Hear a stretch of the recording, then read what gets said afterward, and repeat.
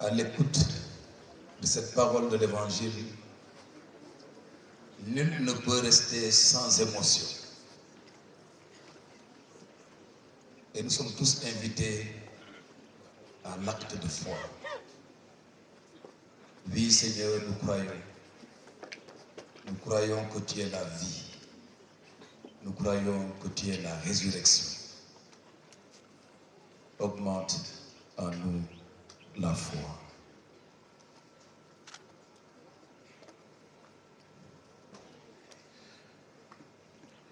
Prenez courage. Moi, j'ai vaincu le monde.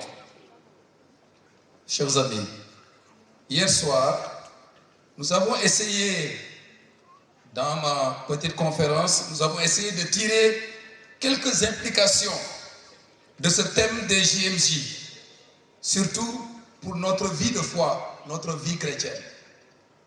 Nous avons dit ce à quoi ces paroles de Jésus nous engagent. C'est une invitation de Jésus adressée aujourd'hui à chacun et à chacune d'entre nous pour que nous gardions toujours les yeux fixés sur Jésus-Christ, le Christ, dans la confiance, et pour que nous continuions le combat de la foi et le combat de la vie. Ce matin, c'est dans le cadre de la parole de Dieu que nous allons méditer notre thème. Prenez courage, moi j'ai vaincu le monde. Il est vrai, nous avons besoin d'entendre cette parole de Jésus dans les différentes épreuves que nous traversons, ou en face de nos craintes, de nos inquiétudes d'aujourd'hui et de demain. Le Seigneur nous le redit, prenez courage. Chacun de nous, chacune de nous connaît en effet ses combats, connaît ses vulnérabilités en face desquelles il a besoin de réconfort, d'une main tendue, d'un encouragement, pour ne pas se laisser vaincre par le fatalisme, le défaitisme, la résignation, et pour venir à bout de la déprime et du désespoir avec ces drames. Or, pour les hommes, la plus rude des épreuves, pierre d'achoppement de l'expérience humaine qui met fin à tous les possibles, à toutes les perspectives, à tous les projets, réside dans l'énigme de la mort, devant laquelle nous sentons amèrement et profondément notre impuissance. La fin irréversible de la vie. Telle fut l'expérience de Marthe et Marie devant la mort de leur frère Lazare, perceptible dans le reproche unanime qu'elles firent à Jésus. Seigneur, si tu avais été là, notre frère ne serait pas mort. Si tu avais été là, notre frère ne serait pas mort. Amertume et regret que la présence affectueuse et compatissante de Jésus n'arrive pas à apaiser. Amertume que Jésus lui-même a senti lorsqu'il fut pris par l'émotion et il pleura.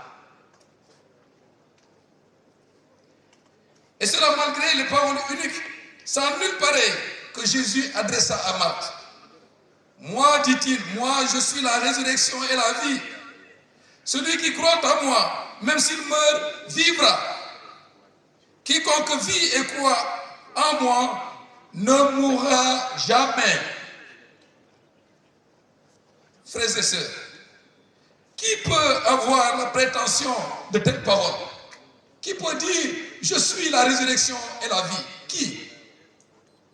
Qui peut s'arroger une telle autorité et une telle puissance sur la mort et qui demande à chacun et à chacune de nous, comme à Marc, crois-tu cela?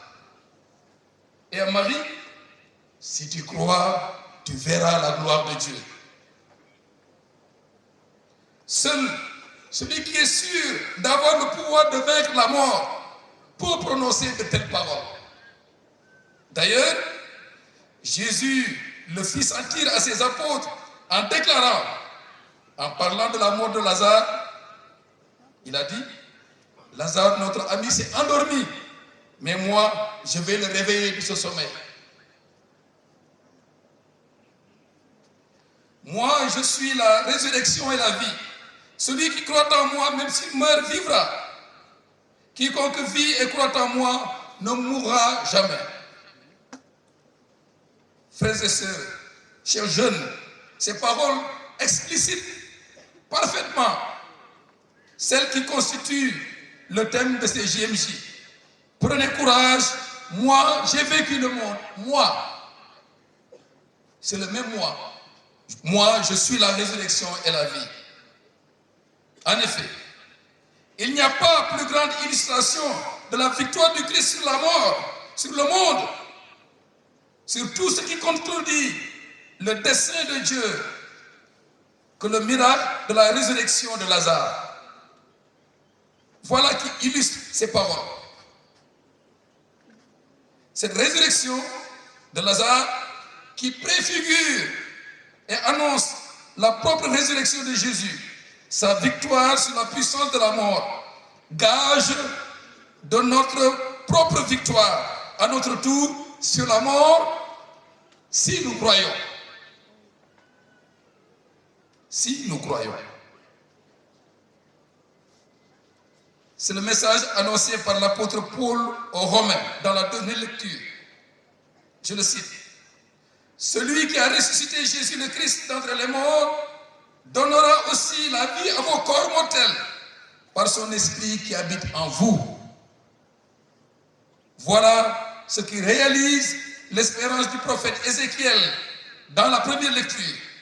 Lorsque le Seigneur lui-même annonce à son peuple, je le cite, « J'ouvrirai vos tombeaux et vous en ferai remonter, ô mon peuple. Je mettrai en vous mon esprit et vous vivrez. Je suis la résurrection et la vie. Celui qui croit en moi, même s'il meurt, vivra. » Voilà, frères et sœurs, le message de ce 5e dimanche de Carême, qui nous invite à la foi en Jésus, vainqueur de la mort. Message qui nous prépare à recevoir la grande nouvelle de Pâques et de tous les temps, la résurrection du Christ. Prenez courage. Moi, j'ai vécu le monde. Comment alors, chers jeunes, une telle invitation de Jésus peut nous laisser amorphes? Prenez courage. Non seulement cette invitation nous éclaire sur le sens de la vie et sur notre destinée, mais encore elle constitue une motivation invincible pour y tendre de toute notre force. Cette invitation doit façonner notre présent et notre engagement. Elle doit impacter notre vie de foi. Il s'agit avant tout, frères et sœurs, de regarder le Christ en tout temps, de s'accrocher à lui, de se laisser sauver, de se laisser libérer de tout. Voyez, disent les Juifs, voyez comme il l'aimait. Lorsque Jésus se mit à pleurer, les gens ont dit, voyez comme il l'aimait. Chers jeunes, Jésus t'aime. Il est pris d'émotion quand tu te laisses emporter dans les filets d'habitude mortifères. Ça fait de la peine à Jésus de voir que quelqu'un tombe très bas L'amour du Christ pour toi est plus fort que toutes les contradictions, toutes tes fragilités, toutes tes erreurs, tes chutes, voire tes reniements. Son pardon t'est toujours offert, quoi qu'il en soit. Avec lui, il est toujours possible de recommencer. Ça, c'est une merveille. Il est toujours possible avec Jésus de se lever et de recommencer. Avec lui, l'espérance renaît toujours. Le curé l'a dit tout à l'heure. Tant qu'on vit, tant qu'il y a de la vie, il y a de l'espérance. Avec Jésus, l'espérance renaît toujours. Et le pape François le précisait. Il n'existe aucun péché que ne puisse rejoindre et détruire la miséricorde de Dieu quand elle trouve un cœur contrit qui demande à être réconcilié avec le Père. C'est dans sa lettre de la fin du jubilé de la miséricorde, Misericordia et Misera, au numéro 12. L'amour de Dieu détruit tous les péchés. Si cet amour trouve un cœur contrit, qui regrette. Prends courage, car j'ai vaincu le monde. Eh bien, cher jeune, laisse-toi de le dire par Jésus. Prends courage. Dans ta vie, quelles que soient les épreuves, comme la maladie et la mort de Lazare, le mal n'aura pas le dernier mot. Sa résurrection en est la preuve. Alors, cher jeune, ne te laisse pas abattre. Accroche-toi. Ne dis pas à quoi bon. J'ai prié, j'ai cherché. À quoi bon maintenant? Ne dis pas cela. Ne dis pas, Seigneur, si tu avais été là, car il est là toujours. Quelle que soit ta situation de pauvreté, de manque de toutes sortes, quelle que soit ta solitude, toi qui désires ardemment te marier, quelle que soit ta situation de maladie, de souffrance et même de handicap, il est là, Jésus, qui t'invite à la sérénité, à la confiance en son amour. Il te dit, si tu crois, tu verras la gloire de Dieu. Si tu crois, tu verras la gloire de Dieu. Et Dieu fait toujours merveille. Merveilleux Dieu nous aime.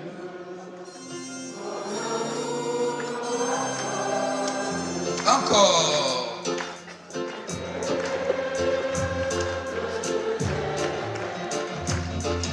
L'amour n'aura pas de fin.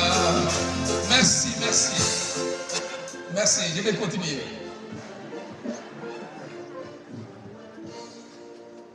Si tu crois, tu verras la gloire de Dieu. Retenons cette parole. Prends courage, car moi j'ai vécu le monde. Impacte aussi sur notre vie. Cette parole doit impacter notre vie de tous les jours.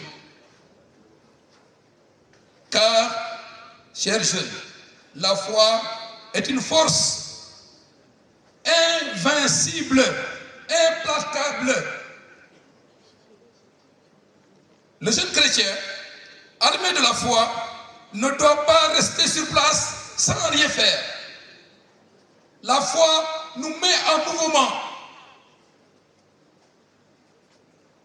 Le jeune chrétien, armé de la foi, doit inventer sa vie.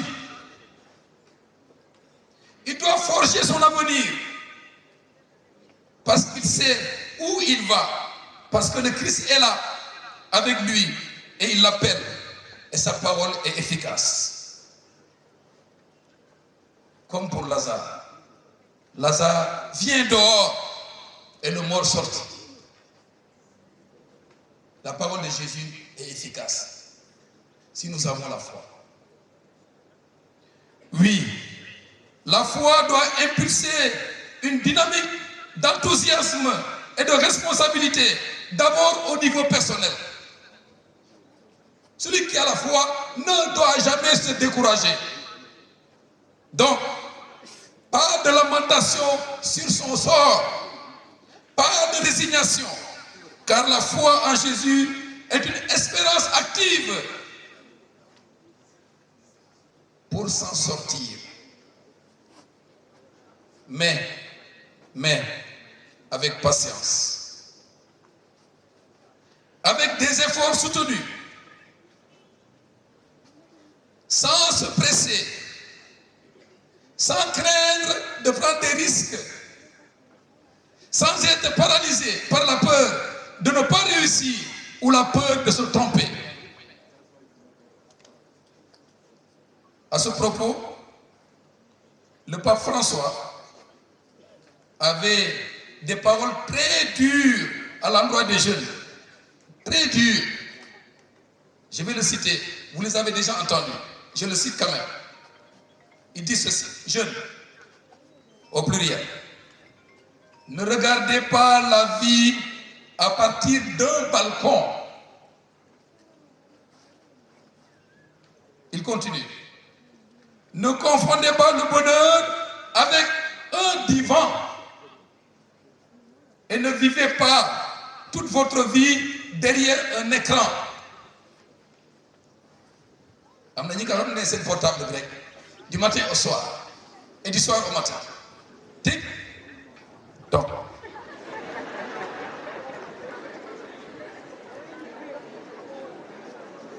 Ne vivez pas toute votre vie derrière un écran. Ne devenez pas le triste spectacle d'un véhicule abandonné en panne. Ne soyez pas des véhicules stationnés à jamais. Garas. Temago de mon fait. Yangi garas.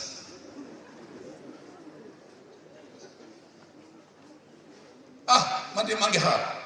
Mangi tok har. Banque soloho. Yakarne bes. Les Pays-Bas. Les Pays-Bas. Les Pays-Bas, mais avec toi. Bo deful bo jogul dara du baax.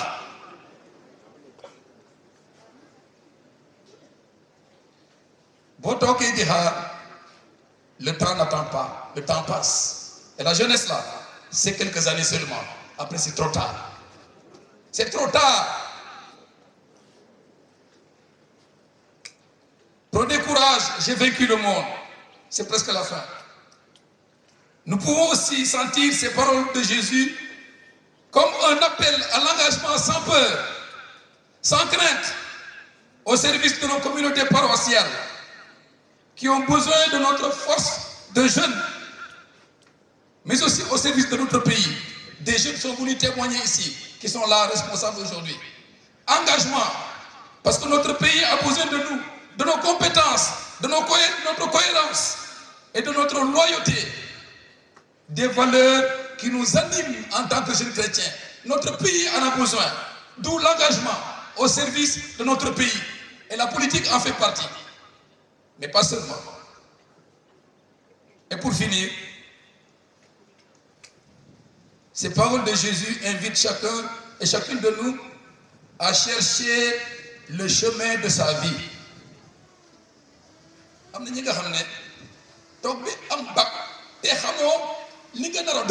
Ce n'est pas possible. Vous voulez faire quoi? Non.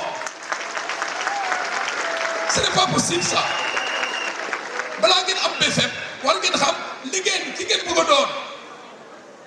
S'il vous plaît.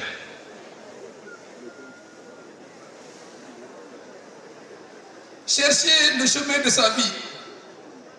Nous sommes allés au séminaire. On avait 12 ans. On a choisi. On choisit bien sûr toujours à renouveler, mais il faut choisir. Il y en a qui n'aiment pas prendre le risque du choix. Jusqu'à 50 ans, 60 ans et après.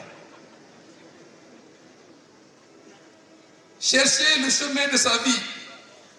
Être courageux et sérieux dans nos chemins de vie. Après le discernement de la prière. Et avec les conseils de qui de droit. Le discernement et la prière. Et par conséquent, s'abandonner entre les mains du Seigneur. En lui disant que ta volonté soit faite. Seigneur, c'est ça que je veux. Mais que ta volonté soit faite. Voilà la prière. Chers jeunes, que le Seigneur bénisse vos projets de vie. Qu'il bénisse vos rêves, vos ambitions professionnelles. Mais surtout, qu'il vous garde dans la joie et la fidélité à l'évangile. Au nom du Père et du Fils et du Saint-Esprit. Amen.